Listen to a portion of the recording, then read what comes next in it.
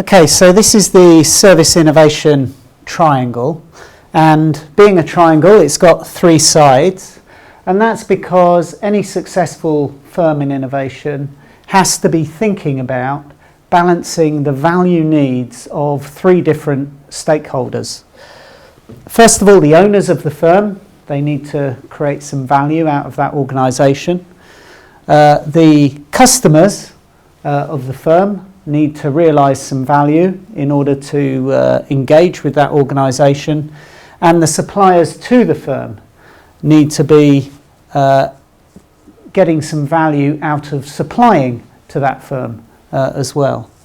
So we've got three sides to all of this, and then within the triangle we're trying to highlight what are the key aspects of service innovation, the key areas that have an impact on service innovation. And the triangle is in layers. At the bottom layer you have the resources, you have the innovation capacity that provides you with the potential for innovation, but doesn't necessarily mean that you realise that innovation. That's at the next level, where the management, through their innovation ability, or lack of it, can then create and develop innovation. And that's really important, because it's not necessarily true that those firms with the greatest innovation capacity will actually realise that capacity. And then at the top you have the value, the innovation outcome, the value that's created for all of those three main stakeholders. So let's go down into a bit more detail, because we've got a number of different aspects here. If we start over here in terms of the innovation capacity and the resources that are used for innovation, one thing you might have is tangible assets. So for a service firm, this might be stores, it may be warehouse, it may be transport, all sorts of physical assets, inventory, and so on. And then there's financial assets. Most firms have income or investment that allows them to do some of the things that they do. And they need that in order to take that forward. And then finally, on the bottom layer, you have those intangible assets, those things that you can't really put a very clear value on. So, for example, intellectual property rights, that's an intangible asset. How much is that worth? Well, it's worth a different amount to different organisations. Similarly, there's intangible assets in terms of the brand. What's your brand value, and how do we understand how to leverage the brand equity? And there's two other key resources which are more flexible than these. These are fairly long-term resources generally. And that is in terms of technology and in terms of people. Technology is not just about the physical technology, but it's also about the systems that are based on that technology and the data and information that you can analyse and communicate based on that technology. Similarly, people, we're not just talking about individuals here, we're talking about how they relate to the organisation, how they make up the organisation, and therefore what kind of culture they create as well. And that's particularly important. And of course, the leadership potential of people around innovation is very important.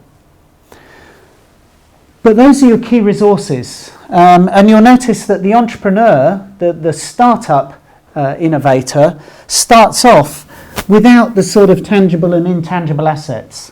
They may have the financial assets in that they have an investor who wants to put some money into them. They may have some technology, and they have a few people themselves and maybe a few others.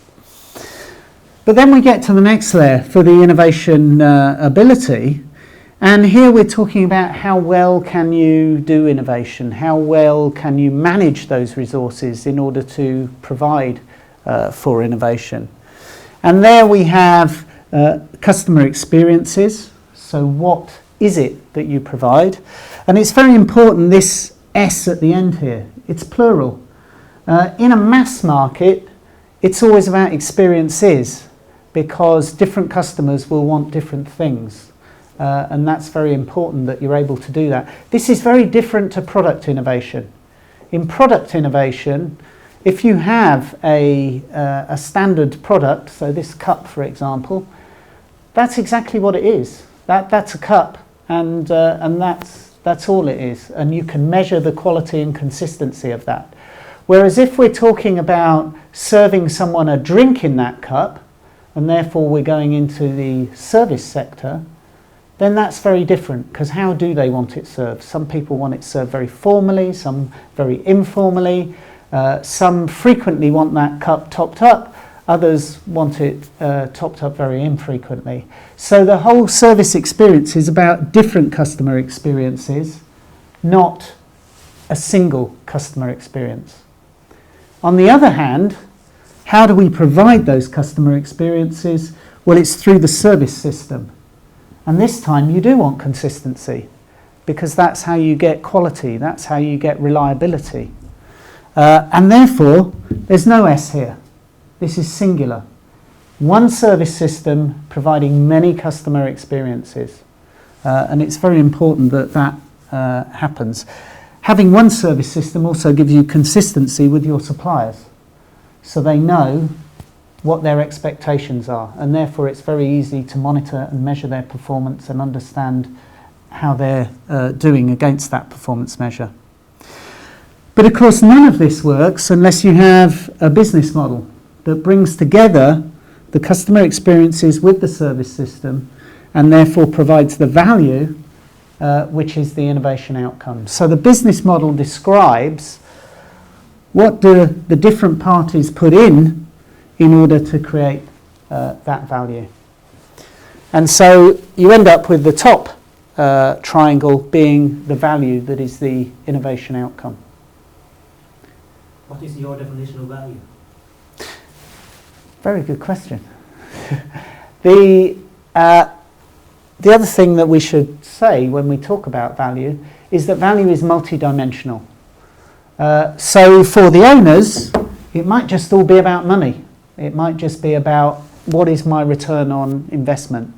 And therefore, I might measure value purely in financial terms. Although that is very unusual. Most owners still have other criteria that they value. Whether those are ethical values, whether they are values around what they're actually trying to do, what drives them, what motivates them, but they have different values.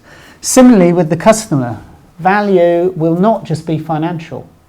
I might pay a huge amount in a retail store for the right shirt, and therefore the service might be very important there. On the other hand, another customer may not be interested in shirts at all, it's just a functional product, and therefore they have very little value in shirts. So value is going to be different depending on the customer. And similarly, it's multidimensional for suppliers as well. There's going to be some firms that you really want to work with for whatever reason, but there's going to be other firms where the value is not so important. And to succeed with service innovation, do you think you have to, in the long run, create value for all stakeholders? Yes, I mean, all of these are triangles, and the reason they're triangles is because there's always three sides to every element within the triangle. So you're always balancing what are you doing for the owners of the firm, what are you doing for the customers of the firm, what are you doing for the suppliers to the firm.